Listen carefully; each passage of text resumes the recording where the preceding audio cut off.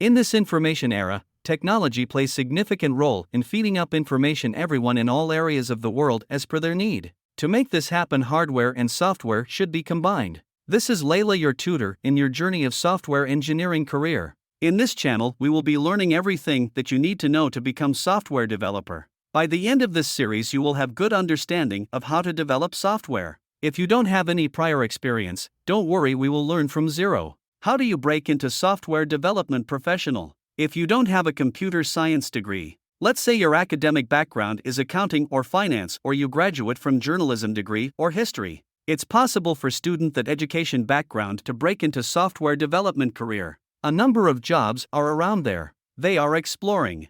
They so much demand and not enough supply. Just trust me, there is so many jobs, so many opportunity. But to get that job, a high grade and certificate is not enough. Because software engineering is not about scoring high grade. It's about coding and problem solving. So let's solve problem together. Subscribe my channel if you haven't already. And ring the bell icon so you don't miss the next video. Happy programming.